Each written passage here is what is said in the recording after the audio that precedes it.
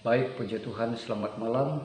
Salam sejahtera bagi kita semua. Malam hari yang indah ini saya kembali merenungkan kebenaran firman Tuhan singkat bagi kita semua, di mana berbicara tentang pentingnya persahabatan itu. Kita berdoa. Bersyukur kepadamu Tuhan Bapa yang baik dalam hidup kami. Saat ini hamba-Mu akan merenungkan firman Tuhan. Berkati semua mata melihat, telinga mendengar. Kami percaya semua akan diberkati oleh Tuhan. Berkati hamba-Mu dalam menyampaikan kebenaran firman Tuhan singkat malam hari ini. Syukur, baca, renungkan firman Tuhan dalam nama Tuhan Yesus Kristus. Haleluya. Amin. Baik saudara yang diberkati oleh Tuhan, kita segera masuk dalam pembacaan kebenaran firman Tuhan yang saya ambil dalam kitab Amsal pasal yang ke-17. Ayat yang ke-17 dia berkata bahwa seorang sahabat menaruh kasih setiap waktu dan menjadi seorang saudara dalam kesukaran. Katakan amin. Puji Tuhan saudara yang diberkati oleh Tuhan, malam hari yang indah ini, pentingnya persahabatan itu. Apa yang menjadi dasar persahabatan? Kemudian apa yang membuat orang bertemu dan akhirnya menjadi sahabat? Banyak orang memandang remeh tentang persahabatan. Tetapi malam hari yang indah ini, firman Tuhan akan berkata bahwa betapa pentingnya seorang sahabat dalam setiap kehidupan saya dan saudara. Saya katakan tadi, atau kebenaran firman Tuhan katakan tadi, pentingnya persahabatan itu. Mengapa kita butuh persahabatan? Kenapa kita butuh seorang sahabat? Malam hari yang indah ini, kenapa kita butuh seorang sahabat? Yang pertama, karena kita adalah makhluk ciptaan Tuhan yang sosial. Sekali lagi, karena kita makhluk sosial yang diciptakan oleh Tuhan. Untuk itu, sebagai makhluk sosial, kita harus ada kebersamaan, harus ada kegotong royongan, harus saling bantu satu dengan yang lainnya. Karena ini yang diinginkan Allah dalam kehidupan kita semua. Bukti dari persahabatan adalah kebersamaan satu dengan yang lainnya. Kemudian, kedua, karena kita saling membutuhkan, ya. Kita saling membutuhkan satu dengan yang lainnya. Kemudian, karena setiap saat pasti terjadi perjumpaan. Ya, bayangkan saudara kalau kita keluar rumah bertemu dengan tetangga di depan rumah tanpa ada persahabatan, seperti apa jadinya. Ya. Tetapi kalau kita keluar rumah bertemu dengan sahabat-sahabat kita, saya yakin ada sukacita, ada kebersamaan, ada senyuman, ada kebahagiaan yang pasti terjadi di sana. Karena kita saling bersahabat satu dengan yang lainnya. Saudara yang diberkati oleh Tuhan, kita diciptakan Tuhan sebagai makhluk sosial dan saling berbagi satu dengan yang lainnya. Dan kepada siapa kita saling berbagi? Tentunya kepada sahabat-sahabat kita. Kita saling berbagi satu dengan yang lainnya. Katakan amin. Saudara yang diberkati oleh Tuhan, kemudian kita butuh seorang sahabat. Karena kita manusia yang tidak lepas dari kesalahan. Dan seorang sahabat pentingnya untuk mengoreksi setiap kesalahan-kesalahan yang kita lakukan. Ya.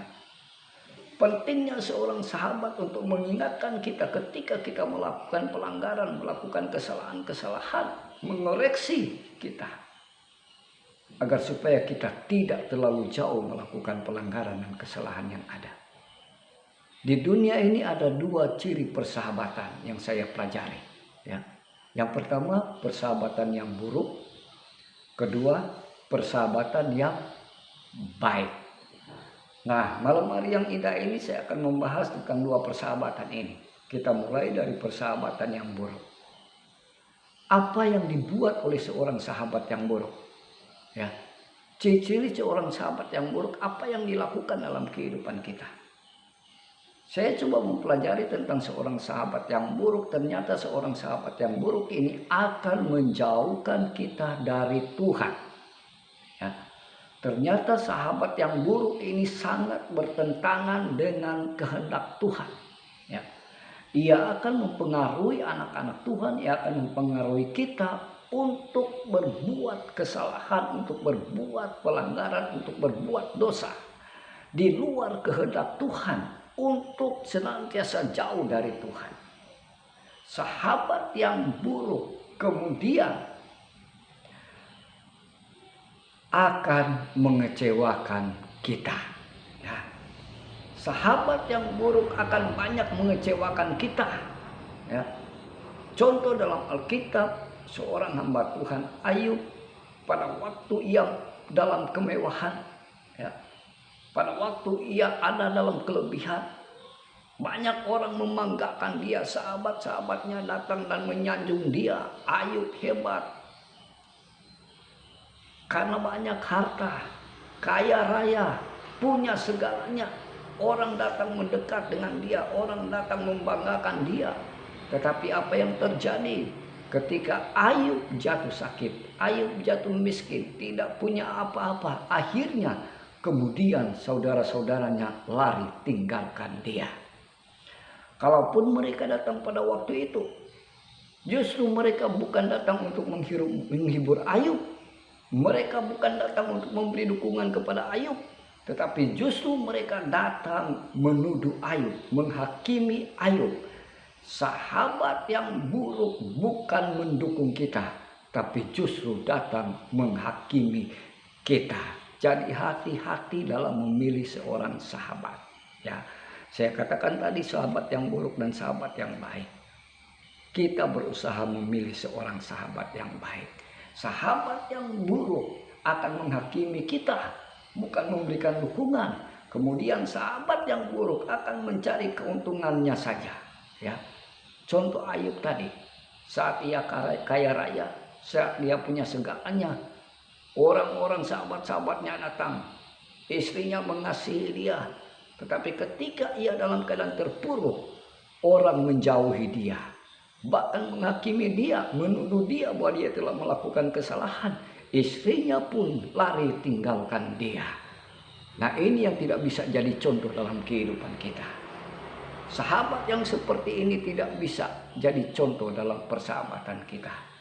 Tapi mari kita lihat seorang sahabat yang baik, apa yang akan dilakukan. Tadi kita telah membahas tentang seorang sahabat yang buruk. Saat ini kita akan membahas tentang seorang sahabat yang baik. Apa yang dilakukan oleh seorang sahabat yang baik? Ya, seorang sahabat yang baik, firman Tuhan katakan dalam Amsal pasal 17 ini ayat 17, seorang sahabat menaruh kasih setiap waktu dan menjadi seorang saudara dalam kesukaran. Katakan amin.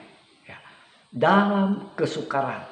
Dan menaruh kasih di setiap waktu. Haleluya. Ternyata seorang sahabat yang baik tidak mencari keuntungan pribadi. Katakan amin. Sahabat yang baik tidak mencari keuntungan pribadi. Ya. Tetapi sahabat yang baik akan memberikan persahabatan yang tulus. Ya. Tidak pamrih, katakan amin. Sahabat yang baik akan memberikan persahabatan yang tulus dan tidak pamrih akan sesuatu ketenaran atau harta. Ya, akan memberikan persahabatan dengan hati yang tulus, bukan dengan pamrih. Ya, nah saudara yang diberkati oleh Tuhan, mari contohilah sahabat yang baik. Sebab sahabat yang baik akan memberikan kita segalanya dalam hidup saya dan saudara. Kemudian tadi kita membahas tentang sahabat yang baik tidak mencari keuntungan pribadi.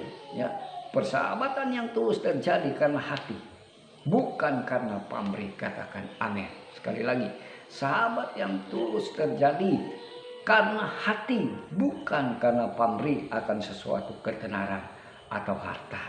Nah, saudara yang diberkati oleh Tuhan, kemudian sahabat yang baik akan saling memberi dan menerima. Katakan amin. Sahabat yang baik akan saling memberi dan saling menerima satu dengan yang lainnya. saling menasihati dan dinasihati. Ya, kemudian saling mendoakan dan didoakan. Dan sahabat yang baik akan selalu mau berkorban dalam situasi dan kondisi apapun juga.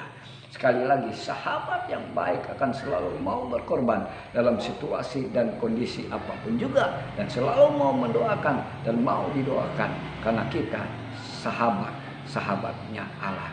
Kemudian sahabat yang baik tidak pernah memaksakan kehendak, ya, tidak pernah menuntut apapun juga. Tetapi persahabatan yang tulus akan selalu menerima dalam situasi dan kondisi apapun juga. Ya, tidak seperti sahabat-sahabat Ayub dan istri Ayub yang kemudian lari tinggalkan Ayub saat dia dalam keterpurukan. Tetapi seorang sahabat yang baik akan selalu saling memperhatikan satu dengan yang lainnya. Kita lihat Yesus Kristus adalah sahabat yang sejati. Katakan amin. Yesus Kristus adalah sahabat yang baik, yang tidak pernah meninggalkan kita. Janji Tuhan akan selalu bersama dengan kita sampai pada akhir zaman, karena dialah sahabat yang sejati, sahabat yang baik, sahabat yang tulus, dan sahabat yang selalu memperhatikan kehidupan saya dan saudara.